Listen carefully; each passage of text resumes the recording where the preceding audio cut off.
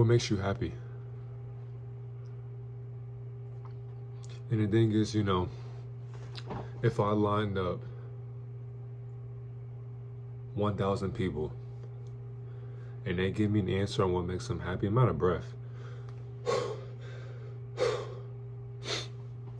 If 1,000 people give me an answer on what makes them happy, they just lied to me through their truth. So are they liars? Now, if I ask 1,000 people again what makes them happy, nobody gives me an answer, that's happiness. For one, it's a paradox. Paradox meaning that it's a contradictory to a statement or a situation that you believe to be real. We have to understand that, for one, happiness does not exist to itself. Because if you ask happiness, what makes you happy, happiness? If it tells you what makes it happy, it becomes an ignorant program that you have to follow through identities. For example, let's start with food. People will say that my favorite food is this. Example, you can say burgers.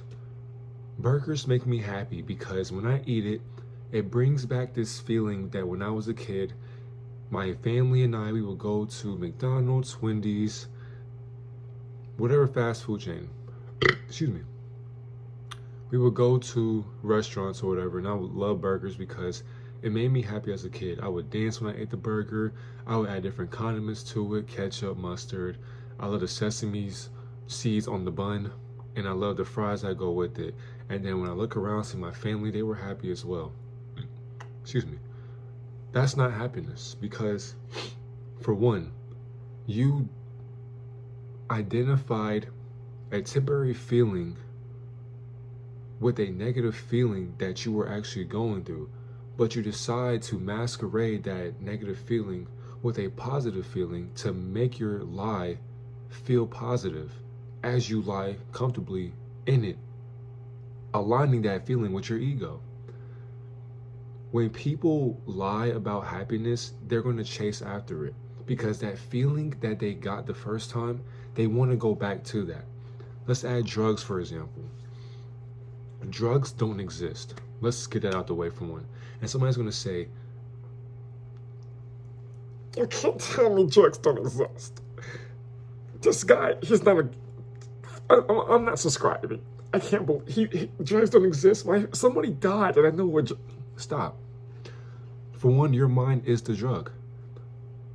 For one, paradox, a contradiction, temporary happiness.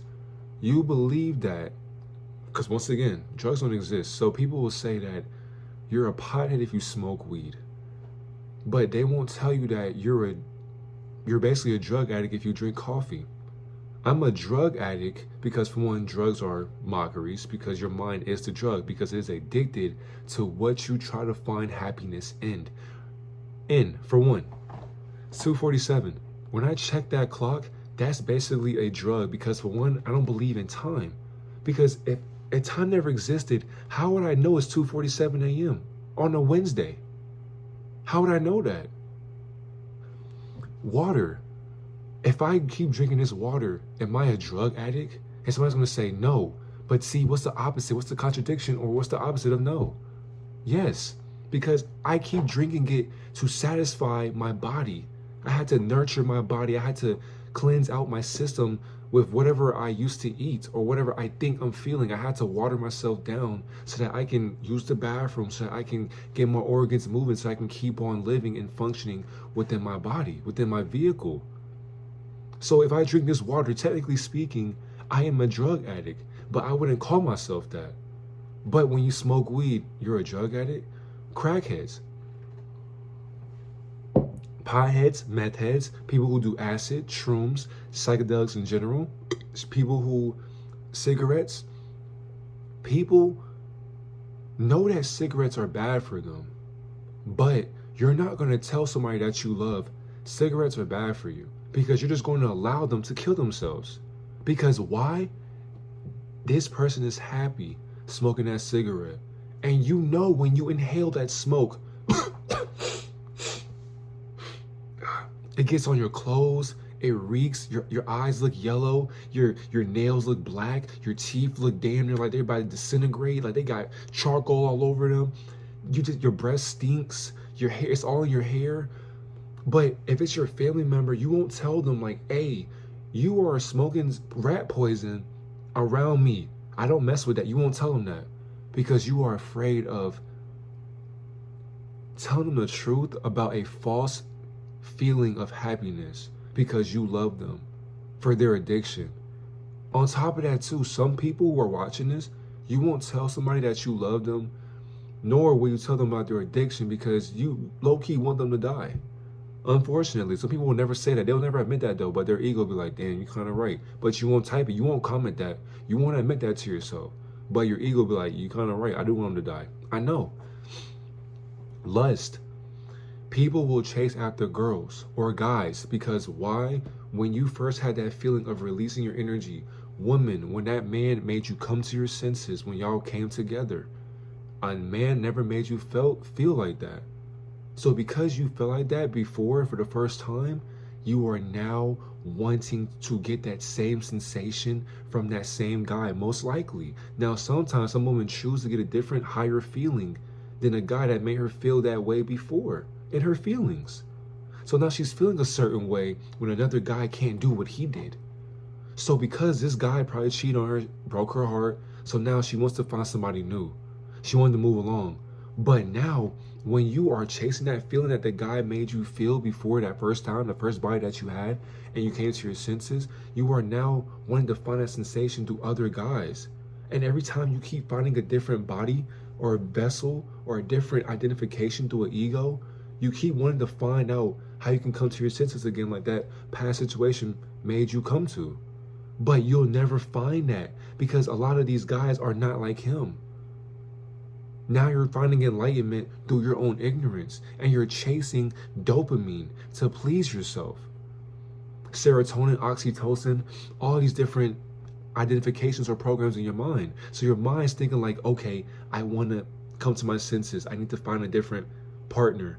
He can't do it. He can't do what he did. So I need to go find somebody else. He can't do what he did. Find somebody else. Hold on. Now you're thinking, okay, well, this guy, was pretty good, but it wasn't like that. But then hold on. Now you found somebody better temporarily. You know what baggage he comes with. He tells you what he's doing, but you don't care because it's the looks. Because you're lusting after somebody's vessel. Every time you do that, your mind is always going to go back to that first feeling. So as a woman, when you lay down with this man or a new partner, the back of your mind, you're basically telling yourself, you hope. That's the word that people love to use. HOPE. I hope that he can make me feel how he used to make me feel. And then when this new partner can't do that, you leave him for somebody else, for somebody better. Men, same for you. You're lusting, you're chasing after what a woman, how a woman made you feel. And to my men out here, let's talk men to men, game.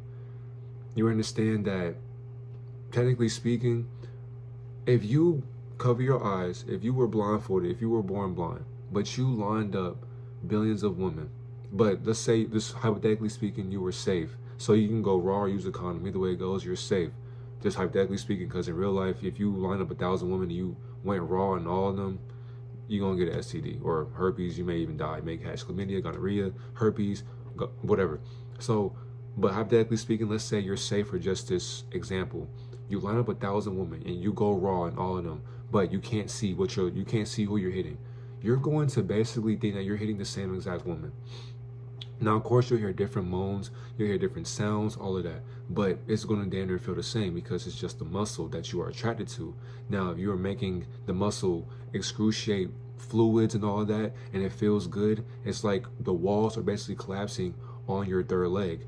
And that's what feels good because it feels warm, it feels wet on the inside because you are basically helping her release her thoughts for how she feels about you. But the thing is though, when you now take the blindfold off and you see who it is, you are not understanding that, okay, the woman who gave you that good sloppy, who busted it wide open for you, all of that, it will never satisfy you. And as men, we all know that. You can't sit here and lie to me because I'm a nigga just like you. At heart, I'm not shit either. I was a thought before, yes. Now, as me growing up, me understanding myself, saving myself for the one that deserves it, you got to understand that you have to stop chasing or lusting after women who damn near will think the same thing as the woman that you are trying to find, because you'll never find the perfect one. It's impossible. Because for one, you cannot make a woman do what she does not want to do. You cannot make her choose to sleep with you. She has to give that to you, my brother. So by you even wanting to lust after her, you are doing yourself a disservice, and you are knocking yourself down in frequency to go inside of her divinity, to make her come to your sensations. So when you're doing that, now you're understanding to yourself like, okay, well, now let's say you have one body and you're a young man or an older man, whatever. You have your first body and she makes you come to your senses. But the thing is though, she gives you the best sloppy. She's busting it open for you, and you're releasing yourself numerous times. She's had great conversations. She cooks for you. She cuddles you. She gives you like massages. All these different things that you never thought was possible. Now it's like, let's say something happens. Because for one, men, they can't control their urges. A lot of them can't because they're little boys and they're weak-minded. This man right here, this young boy, he knows that he could have this woman right here. She's great for him. Like, she's the best option for this man right now. And the thing is, she's faithful, she's loyal. There are some men who have all that under the sun and they still want better. Makes no sense, right? Men are supposed to be logical and they still can't use their logic. You have a great woman for you. She can do everything under the sun that you dreamed about, and that dream came true. And you still run away from it. Because why? You're running after a temporary feeling that you think will make you happy. So now you cheat on a great option. And then when you go find something better, that better option wasn't so better in the first place, because now you see that she can't do what the first woman did. She can't do the things that the first woman did for you. And you know that. But the thing is though, there's something about this first woman that you don't like. But you won't speak up for yourself because she can't make you happy. Because let's say, for example, her massages, they're not up to par no more. Just for example, they're not up to par no more. That doesn't make you happy anymore. So it's like you check that off, and it's just like now you start seeing her in a different light, because that one thing that she doesn't do better anymore, or that one thing that she can't do the best anymore, you don't like that. So, but you won't tell her that because you're used to her making you come to your senses, basically. So you won't tell her that you're not happy with her massages no more. But then when a woman gets better massages, you feel at home again. You're like, damn, the thing is that the second option now, as a man, by the way, you go to her crib while your girl's at your crib or her crib, waiting for you to call her back, text her back, whatever. She's waiting on your opinion. She's waiting on your mannerisms. She's waiting on you, basically. You go to the second woman's house and you're sitting there like, she tells you about her day, and you sitting there chilling. But the thing is though, what she does great that you missed out on, the massages. It's like, damn, baby, tell me some more. She's massaging you, and now you feel as if like, this is what I've been missing. She's like, oh really? Why you been missing it? Now you keeping it player. If you telling the truth, you be like, man, my old girl, she just don't do it like you do it. Now this woman right here, she knows that she's dead wrong for doing that, because if she was going to that same exact example with a different woman, she'll be jealous, because women are in competition with a man that they are in love with. But they won't tell you that, but they'll act out of jealousy through their habits or their processes of their imagination that they are living in, and euphoria, as you are giving her euphoric feeling through physical, mental, and spiritual bliss that she is ignorant in. Once she is giving you massages and she's talking to you, telling you like, oh really, baby, so how do you like me massaging your body? You tell her, she does it better than the first option. Now you like, damn, man, I can't get rid of this girl, bro. Now you got two options that you're trying to weigh your happiness in, and none of them are making you happy. Now you're basically knocking yourself off of both options that are going to weigh themselves out and find something better than you. So then let's say she can't give you that sloppy, or she can't bounce on it correctly. Like, you just don't like how it feels. It's just, it ain't it. It ain't like the first option.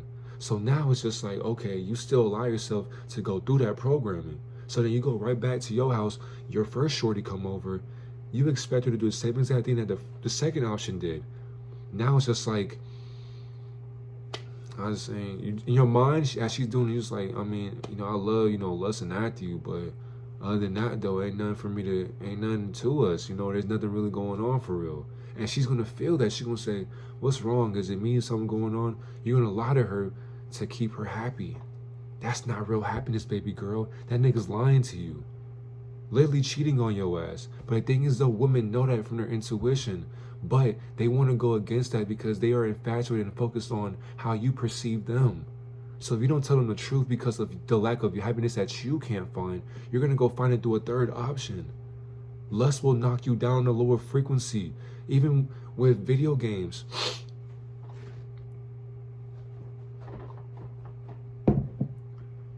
Excuse me. The new Dragon Ball Z Sparkling Zero came out. Many people are on this game right now, and I'm not even playing it. I haven't got the game yet, but I'm gonna get it Friday though. So this game came out. Imagine how many people are playing this game right now. Now, I promise the Almighty God, if you go on Instagram, Twitter, TikTok, or Facebook, give it some more months. I'll say like next year. Excuse me. Give it next year. People are going to be bashing the game, talking about how boring it is, how it fell off, or, man, I remember when it first came out, man, I was head over heels for Dragon Ball Z. But now I've been playing the same game every damn day, and it's like, it doesn't make you happy no more. Because spiritually, you're not supposed to be playing the exact same game every day. Switch it up. You can play, for example, 2K25, Madden, Tekken. You can play, not Dragon Ball Z, UFC, WWE. You can play God of War. You can play Kingdom Hearts. You can play Assassin's Creed. You can play Ratchet and Clank, Crash Bandicoot, Super Smash Bros, Mario. You can play any game in the universe, but you're playing Dragon Ball Z, Sparkling Zero every single day, expecting to be happy. Imagine playing that game every day for more than 5 hours. And then it's just like, when you keep doing the same exact addiction that you're addicted to, and when somebody tells you, bro, you're addicted, no, I'm not, bro, I'm just playing the game, it ain't that serious. That's the problem. You think that you're finding happiness, but spiritually, you're not happy. You're not satisfied by sitting there. Come on, bro. What the hell you got going on, man? Do a move, bro. Man, niggas out here cheating, bro. That's why I don't like playing this shit for real, bro. Niggas out here spinning the same exact move, bro. It's always G. Like, come on, fam. Oh my God, nigga just did a comment hard 5 times. You feel what I'm saying? So you sitting here complaining. I complain on 2K too, so I can't sit here and fault myself for that, because I know that 2K is trash. But I'm still playing it because why? I am happy playing basketball. But see, that's a false feeling, because if I know that people are on 2K, let's say I got 2 people that I'm cool with. We play 2K. Let's say we play player control. If people are selling me, so it takes 5 for a team, right? If you don't know basketball, which I don't know how you don't know, but it's 5 people on a team. Let's say it's 2 people let's say 3 people on the team have common sense. The 2 people I'm cool with, they're like the people, I talk to every single day. We communicate, we connect on a God level, whatever. We know that the other 2 people are going to sell us, right? But yet we still complain and play the game. Because why? Putting the ball into the hoop, cooking somebody who's guarding us, or getting double team and still cooking a double team, it makes us happy because why? It's an ego's feeling, or it's the ego's way of saying, you know what? I'm happy to dominate your submissive ego. And I'm glad to put you in submission because I'm dominating you and you can't stop me from dominating. So when you keep feeling that way, you can get mad when the game is going against you. That's why sometimes I ask myself when I stop playing the game, like, why are you allowing a virtual reality to make you mad? Why are you allowing a virtual reality to make you happy? It's like me smoking weed. I know that the weed, for one, even though I'm sober, I'm still high.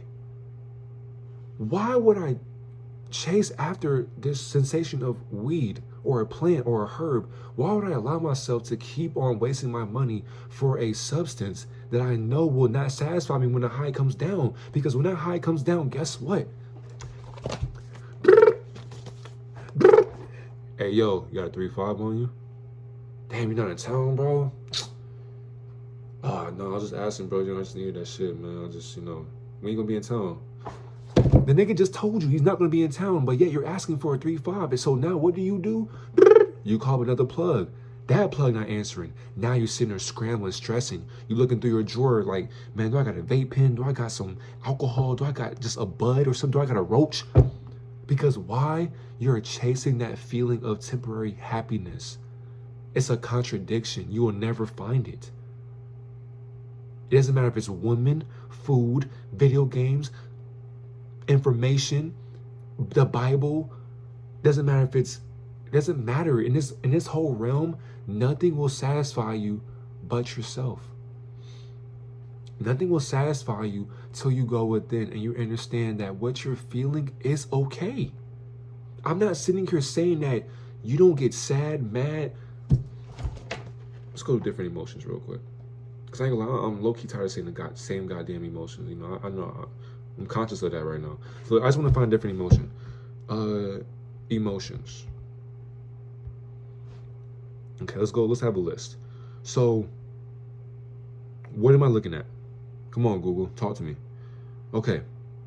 So, you have peaceful, grateful, awe, love, connected, joy, safe, calm, curious, creative, happy, excited, cozy, chill, fine, pleasant, silly, energetic, tired, disappointed, bored, annoyed, frustrated, rowdy, miserable, sad, shy, embarrassed, angry, stressed, depressed, lonely, ashamed, anxious, jealous, and furious. All these feelings that I just named. 6, 12, 18, 24, 42. Okay, so if you understand all those 42 feelings, you gotta understand as well that no matter, I probably said the wrong number anyways, who gives a fuck? So when you understand that, all those feelings that you're going through, they're not real feelings in the astral or the quantum realm. But in the 3D realm or Earth, this physical plane of existence that you think is real, nothing is real, but everything is real in reality that you think you're existing in.